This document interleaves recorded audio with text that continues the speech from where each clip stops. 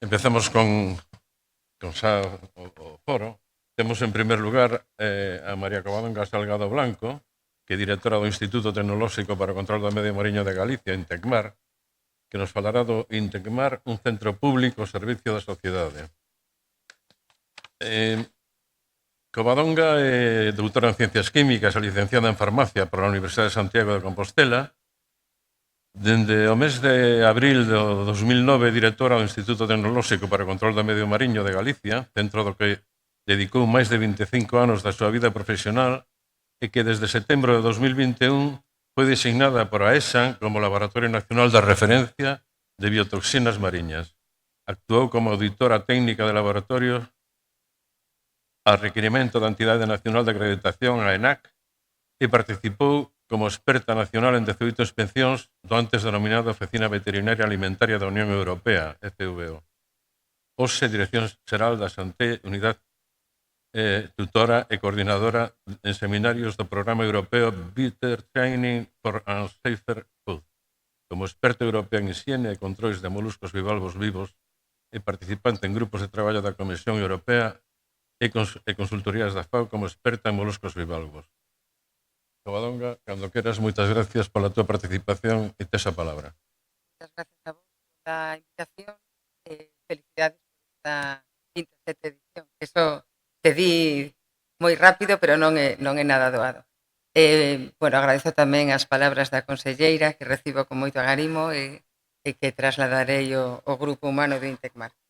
Bueno, titulei a charla como Intecmar, un centro público, porque somos un centro público que estamos incardinados na Consellería do Mar, somos un ente vinculado á Consellería do Mar, persoal, empregados públicos, é dicir, un centro público. Vinculado á sociedade porque ou a servicio da sociedade porque, bueno, Galicia, o noso centro está moi vinculado ao sector dos moluscos bivalvos. Galicia ten, segundo a Lei de Ordenación do Litoral, 2.500 kilómetros de litoral, incluindo non só o continente, senón tamén as illas e as marismas, e hai actividades extractivas que, bueno, que xa sabedes que son moi importantes. Estas actividades están desenvolvidas por un sector, en caso de marisqueo a pé, é un sector mayoritariamente femenino, en caso de marisqueo a flote, é un sector mayoritariamente masculino, pero un sector tamén moi importante, e se falamos de acuicultura, pois a especie estrela da acuicultura en Galicia é o mexillón de batea. Aquí temos os datos de produción do ano 2024, tanto en cantidades como en cuantía económica, e segundo a FAO, pois, bueno, nosotros sabemos que Galicia, a produción de mexillón é ao 97% da produción de España, pero esta produción representa case que o 45% da produción europea e en torno ao 10% da produción mundial. Segundo, como dixen, datos da FAO. Ben, que facemos en Intecmar? O cal vai ser, digamos, o guión da miña presentación?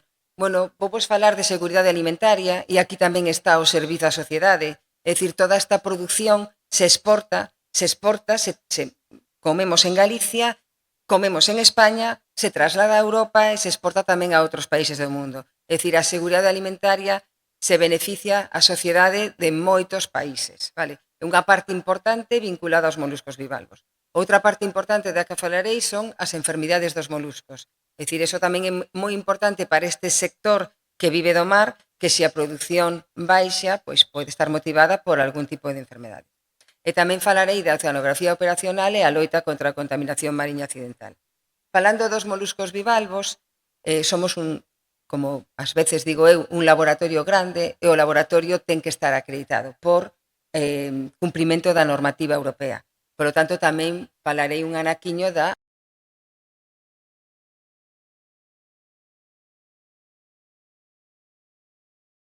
por que temos que falar de seguridade alimentaria e por que para Intecmar é unha pata moi importante. Bueno, os moluscos bivalvos, bueno, xa o sabedes moitos, se alimentan por filtración. Eso quere decir que se alimentan por fitoplancton, que para eles é a principal fonte de alimentación, pero ese fitoplancton é produtor de toxinas mariñas, pois temos problemas de toxinas mariñas. Si no medio no que viven, na auga, hai carga microbiolóxica importante,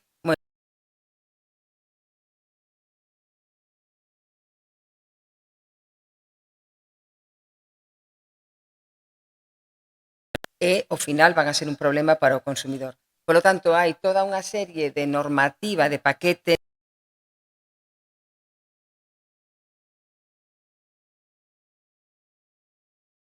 controlar fitoplancton produtor de biotoxinas, temos que controlar as propias biotoxinas nos moluscos, temos que controlar a calidade microbiolóxica dos moluscos e os contaminantes químicos. E esas son as principales liñas que en seguridade alimentaria facemos en Intecmar. Como actuamos? Claro, é importante saber que nós estamos situados na ría de Arousa, pero cubrimos todas as zonas de produción de Galicia, é dicir, dende Ribadeo ata Guardia. Por lo tanto, a nosa frecuencia de muestreo en determinados parámetros, como pode ser biotoxinas, é moi frecuente, pode chegar mesmo a ser diaria. Tamén cubrimos todas as especies que son susceptibles de chegar ao mercado, aínda que o mexilón é a especie, digamos, máis voraz, a especie bioindicadora por excelencia, porque é capaz de filtrar hasta 7 litros de agua por hora. Por tanto, en teoría, non sempre funciona así, pero en teoría sería a especie que nos debería dar as alertas. Ben, isto digamos que sería o noso catálogo de análisis. En as mostras de auga, que temos 59 estacións, cunha frecuencia semanal, analizamos todas estas variables. Non me paro porque as veremos en detalle máis adiante. En as mostras de biota, nas mostras dos moluscos, bueno, pues analizamos biotoxina con frecuencia mínima semanal, marca normativa europea, pero pode chegar a ser diaria, microbioloxía con carácter xeral mensual e contaminantes químicos e patoloxía dos moluscos con unha frecuencia normalmente anual, pero para determinadas especies pode ser 2 veces ao ano. Como digo, este é o selo, a nosa matrícula de cara a garantir a acreditación de NAC e como laboratorio agroalimentario oficial, pois temos a obriga de estar acreditado. Como recibimos as mostras? Intecmar non ten barcos e iso é unha cousa que ás veces a xente lle choca. Entón temos un equipo de mostraxe propio que se despraza nos barcos do sector en colaboración co sector ás bateas para recoller as mostras. Onde non hai bateas de mexillón, no resto das zonas de Galicia, por exemplo, Camariñas ou, por exemplo, o norte de Lugo,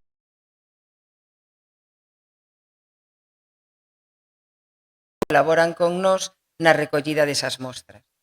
Nas mostras de auga temos un encargo con SEAGA para a recollida de auga, de mostras de auga e de parámetros a través de embarcación. E por outra banda, como somos laboratorio oficial da Xunta de Galicia, tamén para as Consellerías de Sanidade de mar, lóxicamente, pois todas as mostras que poden coller os gardacostas de Galicia, os veterinarios oficiais da Consellería, a Garda Civil, o SEPRONA, outros organismos oficiais, pois veñen tamén para Intecmar. E, finalmente, para cumprir coa acreditación, pois temos mostras de intercomparativos, temos mostras de outros clientes externos, entendendo como clientes externos outras administracións que non teñen un laboratorio, pois como Intecmar, e que lles é máis doado mandar as mostras para que nos as analicemos. É difícil falar do número de mostras anuais, pero oscila, dependendo dos anos, entre 8.000 e 10.000 mostras ao ano. Bueno, indo polo miúdo, no que sería a seguridade alimentaria enfocada dende o punto de vista da oceanografía e fitoplancton, temos 61 estacións ao longo da costa e con unha frecuencia de mostraxe semanal, pois se fai un mostraxe completo de todas estas variables. Voume parar no reconto de mostras integradas tomadas na columna de auga, mostras na columna de auga en diferentes tramos, porque neses tramos é onde analizamos mediante recontos por microscopía o volumen, as células por litro de especies que provocan toxicidade. Este, por exemplo, é un informe que está, bueno,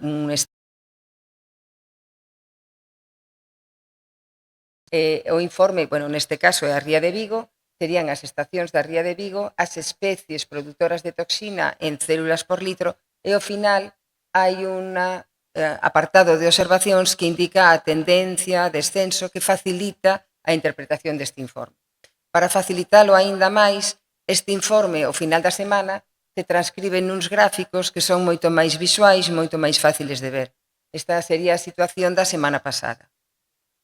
E para que vexades como pode cambiar dunha semana para outra, bueno, pois vou vos poñer un exemplo de hai anos xa. Isto era unha semana, mirade, por exemplo, a Ría de Muros, bueno, e había presencia de especies tóxicas, pero non moitas, pero nunha semana a situación mudou dun xeito moi diferente.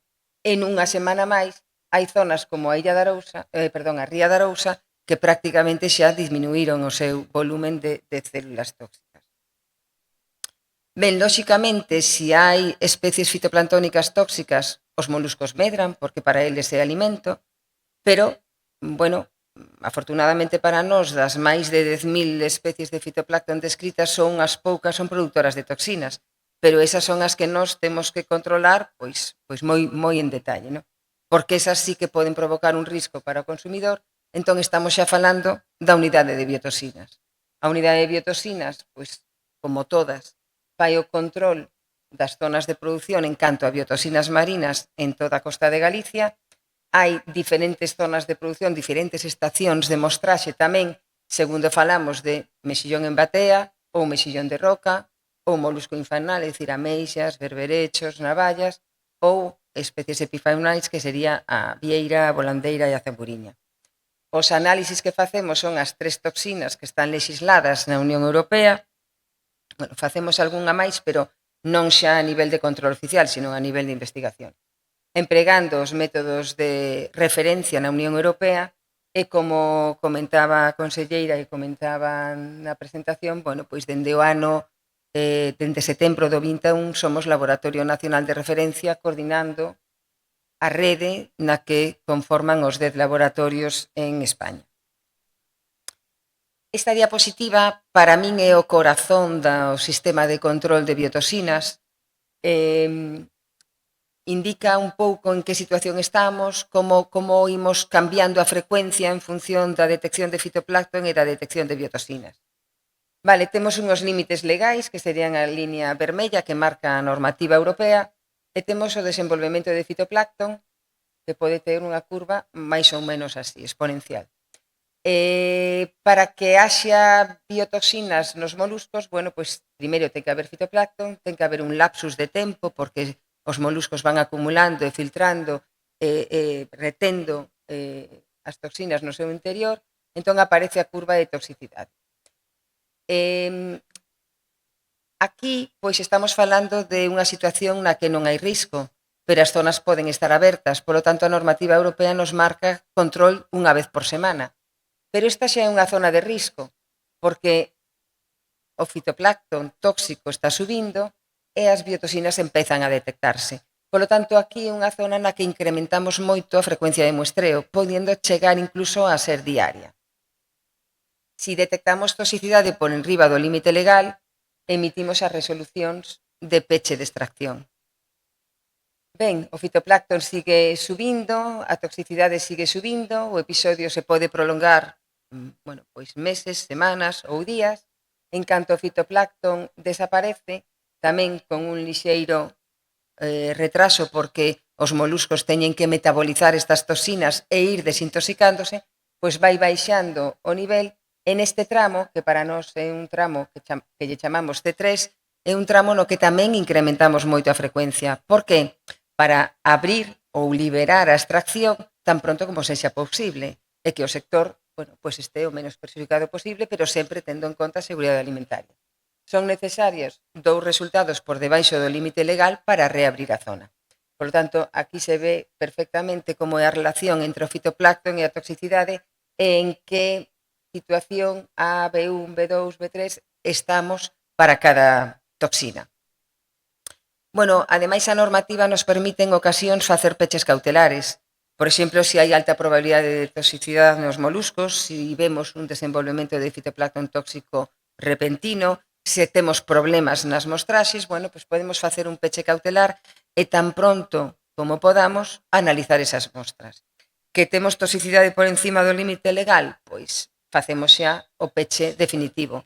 Que a toxicidade nas mostras está por debaixo do límite legal, pois con un só resultado podemos xa reabrir a zona.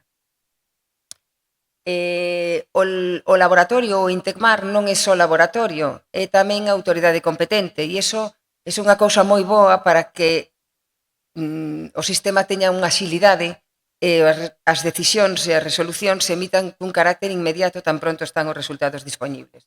Aquí, por exemplo, vemos unha resolución de prohibición de extracción emitida esta mesma semana. Estas resolucións se transmiten inmediatamente á páxina web. E se falamos de biotoxinas, que é o que estamos falando agora, as zonas en Galicia, non así en outros países, pero en Galicia é unha punteira, se dixo xa nas anteriores intervencións, é punteira nos moluscos bivalvos. E o sistema de control ten que responder tamén a ese condicionante, a esa vanguarda, non? Entón, temos as zonas divididas en distintas especies. E por que isto? Bueno, pois vou poñer un exemplo do ano 2014, pero que podería ser en calquera, bueno, non en calquera momento, afortunadamente, pero sí bastante frecuente. Bueno, temos as diferentes zonas de produción, neste exemplo é a ría de Pontevedra. Neste caso, os 8 polígonos da ría de Pontevedra estaban pechados por toxinas paralizantes e lipofílicas, pero as 5 zonas de moluscos infaunais na mesma zona, na mesma ría, na mesma zona xeográfica en Pontevedra, non tiñan presencia de toxinas e, polo tanto, a recollida estaba permitida. E se vemos na mesma zona as 3 zonas de vieira de pectínidos, bueno, pois a vieira ten un problema, ten unha especial querencia coa toxina amnésica e as 3 zonas da ría de Pontevedra para a vieira estaban cerradas. É dicir, que na mesma zona geográfica, ría de Pontevedra, o mexilón pode estar afectado por toxinas paralizantes e lipofílicas, os moluscos infaunais, ameixas e berberechos non estar afectados e a vieira estar afectada por toxinas amnésicas. Esta é unha casuística en Galicia. Outros países que eu teño visitado en moitos países, tan pronto detectan toxicidade nun molusco, se pecha absolutamente todo. Galicia ten unha produción, o que digo, o servicio da sociedade, non podemos pechar todo porque teñamos un molusco. Temos a obriga de clasificar as zonas de distinto xeito porque esta curva que veíamos antes de intoxicación-desintoxicación é diferente para cada toxina e diferente para cada especie de molusco. Vale. Pasando xa a outra unidade, a unidade de microbioloxía e viroloxía, temos tamén a diapositiva é máis ou menos a mesma para cada unidade, pero son diferentes zonas de produción en función das zonas de mexillón en batea, en función dos equinodermos, en función dos moluscos infaunais. Aquí analizamos Escherichia coli por 2 métodos, o de referencia e outro que tamén é oficial, Salmonella e tamén norovirus. Vale. Cales son as fontes de contaminación? Bueno, pois as fontes de contaminación de cara á microbioloxía pois poden ser as escorrentías, os aportes fluviais, os emisarios de aguas residuais sen depurar, o transporte marítimo, a propia actividade da pesca, ás veces a agricultura, a fauna salvaxe, a gandeiría.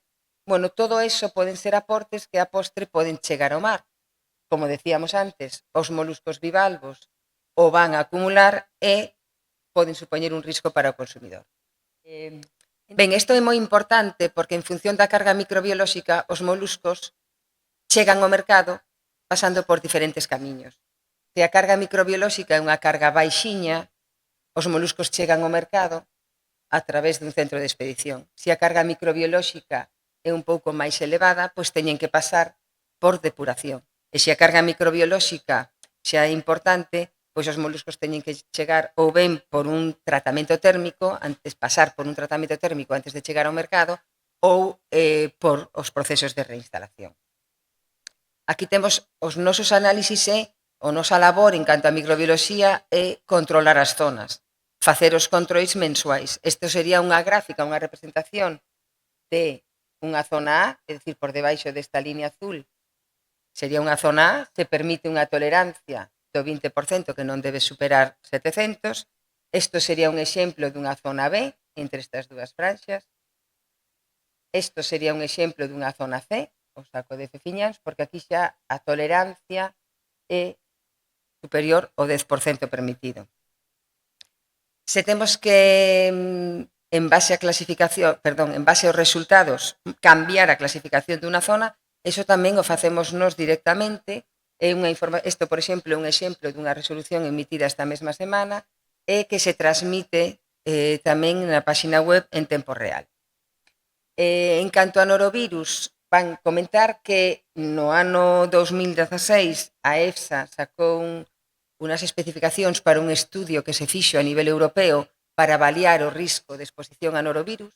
Ese estudo se fixo, como digo, a nivel europeo, a nivel español foi coordinado polo Goberno de España, pero todas as mostras de todas as zonas, tanto de produción como de establecementos, chegaron ao INTECMAR, porque INTECMAR foi o laboratorio designado polo Goberno de España para analizar esas mostras de norovirus.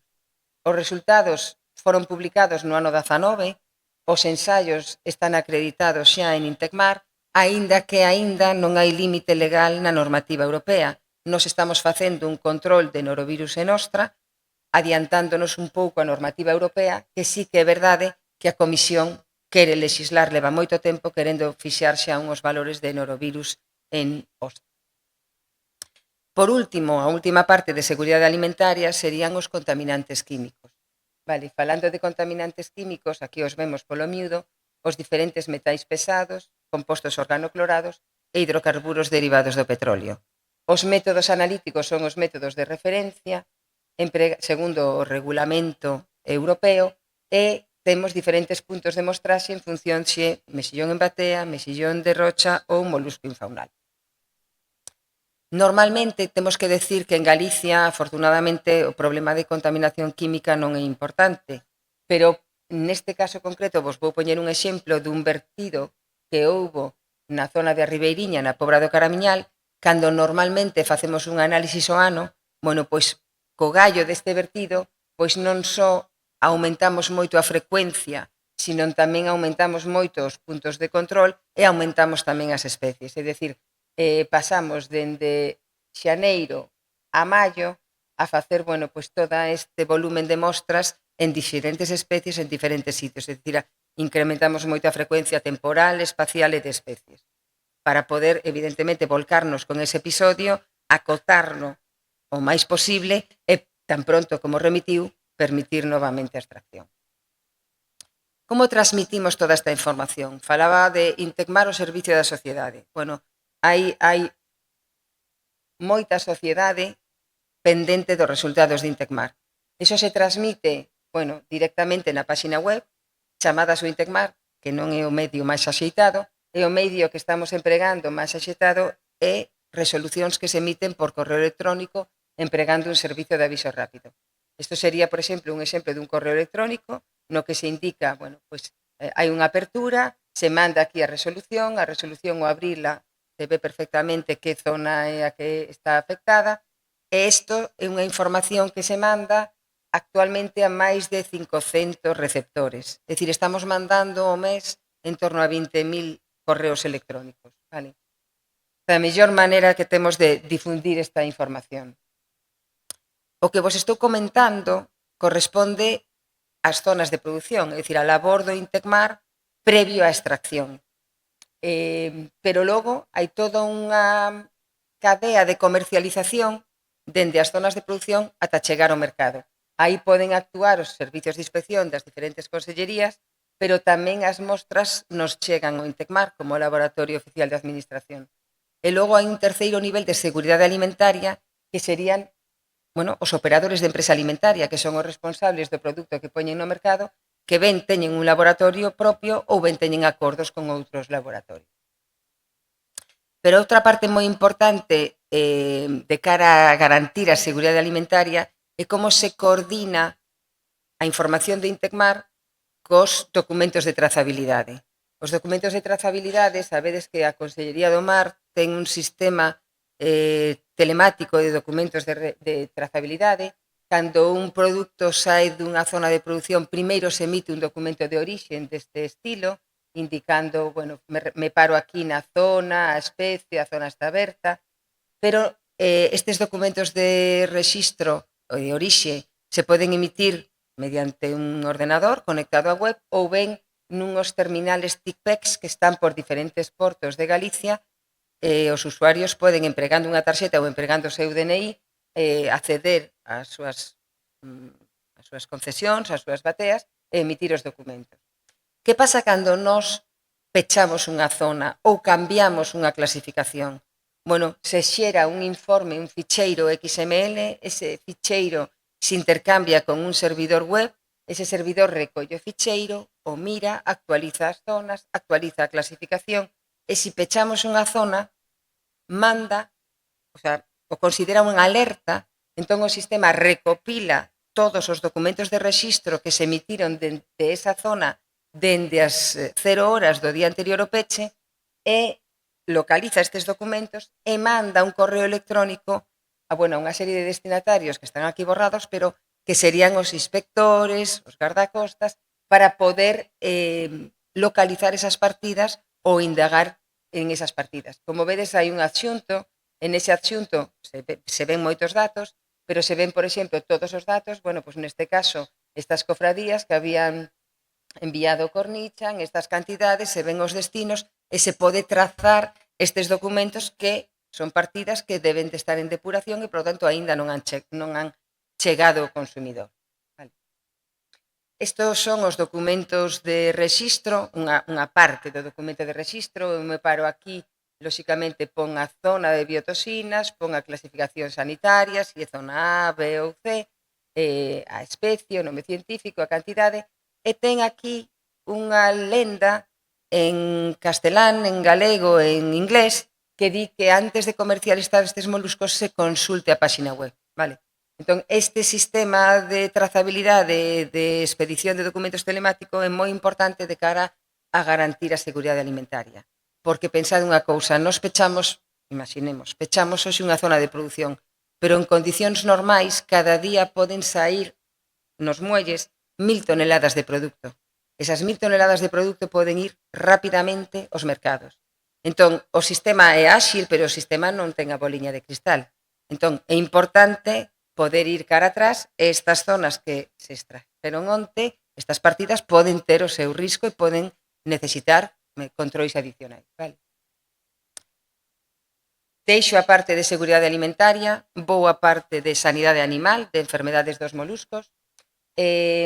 Nesta parte, tamén, ao longo dos diferentes bancos marisqueiros e zonas de produción, tenemos diferentes puntos de mostraxe. A frecuencia é anual, a gas para a ostra, que é 2 veces ao ano. E as patoloxías que se estudan son estas, que son patoloxías de declaración obrigatoria. Simplemente marco aquí unhas notas novas de prensa, xa non son de agora, pero moitos sabedes que no ano 2012 detectouse Martelia, un patóxeno no berberecho, que provocou unha baixada drástica da produción de berberecho. Vale, pois, a problema foi detectado na rede de control de Intecmar. O CIMA, o Centro de Investigacións Marinas, identificou o parasito.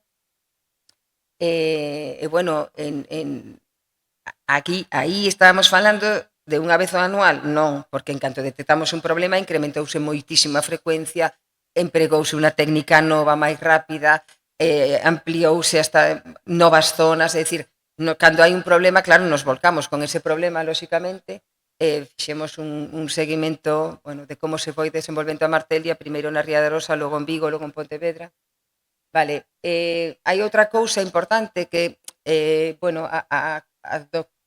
Susana Darriba, que moitos a coñeceredes, a doutora Susana Darriba, que é a xefa da unidade de microbioloxía, de parasitoloxía, ela di, por eso a menciono, digo que a frase dela, que o Intecmar é como o chuac, o chubi, o chuoc, depende de onde sexades, para os moluscos. É dicir, cando, ademais do control que nos temos, a frecuencia estipulada, pero cando nos bancos marisqueiros se detecta unha mortalidade, pois a rede de biólogos, a rede de asistencias técnicas, primeiro identifica o problema, estuda o problema, a ver se unha baixada de salinidade porque hubo moitas choivas, pois, lóxicamente está máis clara, digamos, a causa, pero se non hai unha causa á vista, pois se demanda un análisis de histopatoloxía en Intecmar. Por lo tanto, ela di que chegan moitas especies de moluscos en estado moribundo.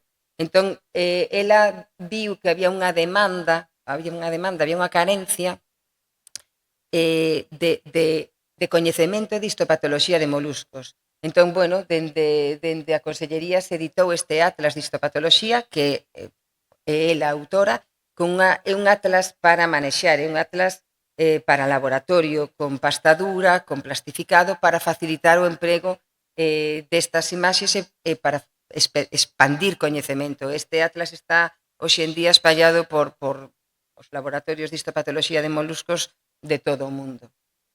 Bueno, a importancia tamén de Intecmar neste campo fixo que, bueno, aló polo ano 2017, dende a Comunidade Valenciana contactaran con nós polo tema da mortandade da nacra.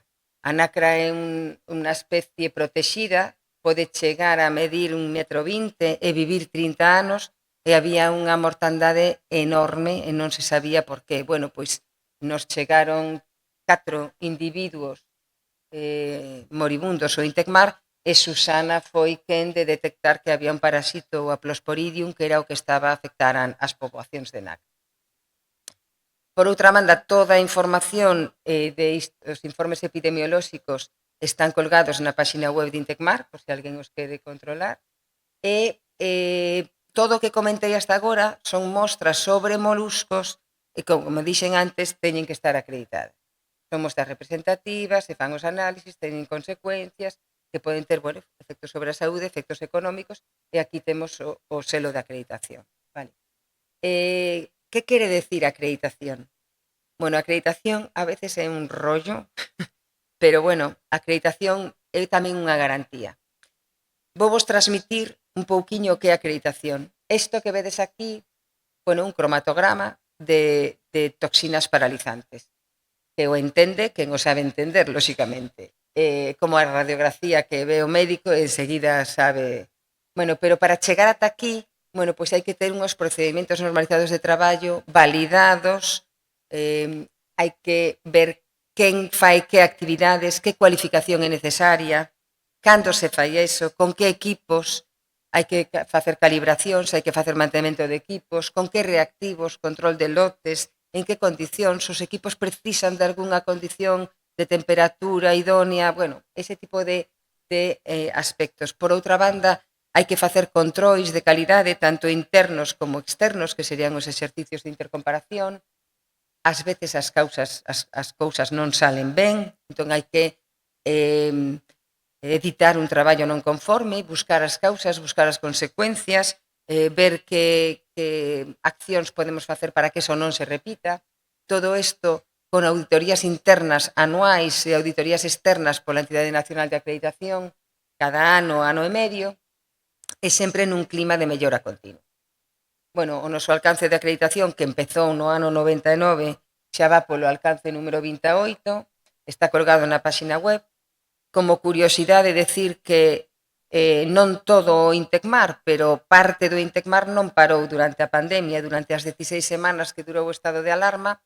Pois claro, había unidades que sí podían parar, as que tiñan un mostraxe anual, pois podían parar, pero as unidades de biotoxinas, fitoplancton, bueno, si parábamos había que pechar as zonas de produción, todos íbamos ao súper, o mexillón é un produto barato, entón, bueno, pois estivemos durante esas 16 semanas facendo os controis e de feito houbo que emitir resolucións, houbo un episodio no medio desas 16 semanas, bueno, foi un tema interesante. Por outra banda, son un anaquiño como encardinamos esta labor de Intecmar co exercicio da actividade extractiva por parte das confrarías, non? Bueno, pois dende o ano 2019 o sistema é un sistema cíclico de 3 anos. É dicir, primeiro hai unha avaliación de stocks por parte das asistencias técnicas das cofradías, hai unha proposta do plan de extracción da cofradía, eses plans se aproban pola Consellería do Mar cada 3 anos, pero para que eses plans mes a mes ou cada 3 meses se leven a cabo, hai un pequeno ciclo aquí, cada mes ou cada 3 meses. É dicir, eses plans precisan coñecer a situación do Intecmar, tanto de microbioloxía como de biotoxinas ou calquera outra contaminante, precisan de un informe de Intecmar que é preceptivo e vinculante, máis os informes de seguimento que fan os biólogos, entón os departamentos territoriais emiten a resolución de autorización. Hai un seguimento do plan, ali o ciclo mensual, trimensual, se permanece e cada 3 anos estamos neste novo ciclo.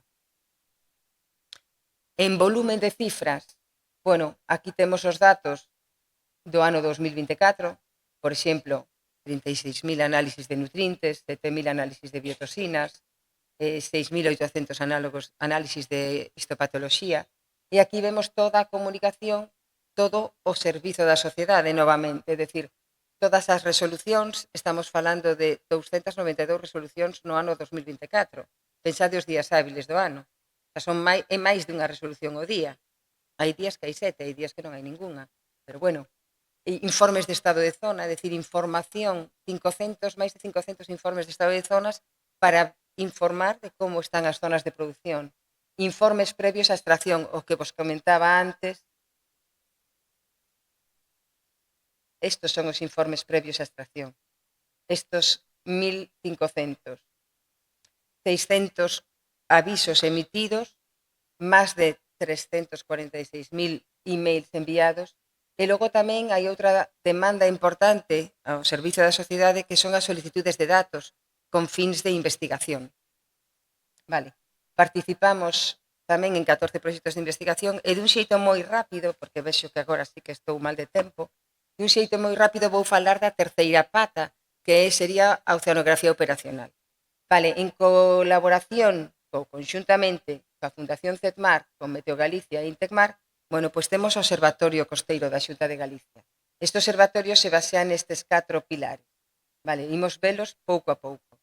Dentro das redes de observación, pois están os perfiles de CTD en 43 estaciones con frecuencia semanal, están aquí marcadas as estacións, que se levan facendo dende o ano 92, é dicir, levamos xa máis de 50.000 perfis. Tamén temos 6 plataformas automáticas que están aquí marcadas, onde con carácter continuo se está medindo temperatura e salinidade. E aquí temos un exemplo de novembro do ano 2023 e vemos como a salinidade en superficie, que sería a línea azul clariña, e a salinidade do fondo, pois houbo determinados días en que nin siquiera o ciclo de marea superou o límite de 10, de salinidade de 10, que xa é un límite, digamos que un límite crítico xa sería 20, pois imaginade 10, non? Entón, eso evidentemente nos permite verificar as condicións nas que estaban os bancos marisqueiros, neste caso, dos lombos do Ulla. Tamén temos 4 estacións de radar en Galicia, 2 colocadas por Portos do Estado no ano 2007 e 2 máis colocadas por Intecmar no ano 2011, que se acoplan tamén cunha quinta en Leixa de Palmeira, en Portugal, e que fan estas estacións? Bueno, hai unhas antenas emisoras, unhas antenas receptoras, cada antena emite unha radiación de alta frecuencia que chega ata 100 millas náuticas, aproximadamente 200 kilómetros, e a ondaxe, a superficie do mar, a oleaxe do mar, devolve o sinal ás antenas receptoras. Pero como son 4, se combinan entre sí, xerando estes mapas de corrente que nos indican a dirección e a intensidade de corrente. Vale, cales son as infraestructuras de predición? Pois as infraestructuras de predición son os modelos hidrodinámicos, atmosféricos e de ondaxe que corre Meteo Galicia con diferente frecuencia. Ás veces se corren 2 veces ao día, ás veces se corren unha vez. E con estas observacións e modelos predictivos, pois podemos difundir servicios deste estilo, non? Ou, como imos ver en detalle, por exemplo, Percegurú, que é unha aplicación específica diseñada para o sector percebeiro. Nesta aplicación, o percebeiro selecciona a cofradía de interese, selecciona as datas de interese e vemos unha predicción a 3 días vista de mar de fondo, mar de vento, temperatura, horario de mareas, e isto nun código de cores que lle permite o percebeiro pois elexir unha zona ou outra en función da situación do mar para traballar con mellor seguridade. Este observatorio está incardinado no Observatorio Raya, que provee os datos a outros organismos europeos e que pon a Galicia no mapa dos observatorios de Europa e non só de España, sino tamén de Europa. E isto encaixa tamén con outro servizo que se dá en Intecmar, porque fixadevos que este mapa de correntes, que vos recopilo aquí outra vez, do radar HF, bueno, pois este radar de correntes cobre o separador de tráfico marítimo de Fisterra, polo que pasan cada ano 40.000 buques. Polo tanto, estes datos prevén ou permiten que se faga que podamos ter un visor de predicción meteorolóxica, hidrodinámica e de ondaxe que é moi útil para a loita contra a contaminación mariña accidental. Tamén neste visor pois temos unos mapas de limpeza da costa, nos diferentes tramos de costa, cal sería, en caso dun vertido por hidrocarburos, a mellor técnica de limpieza, e que hai algunha. Se testan todas estas facilidades mediante exercicios de loita contra a contaminación. Participamos tamén en proxectos europeos, españois, con fondos galegos, como sería a Redemar. Aquí, como se vai falar de ciencias marinas, pois por aquí temos non o vexo, pero tamén está este que ten dúas bandeiras. Aquí está o Plan de Ciencias Mariñas. Bueno, como decía a conselleira, o equipazo que está detrás de todo isto, bueno, pois é un equipo de 10 no que participan neste momento 86 profesionais e que, bueno, que co seu labor fan que Intecmar sexa un referente hoy en día para Galicia moi necesario e un referente a nivel europeo. Moitas gracias.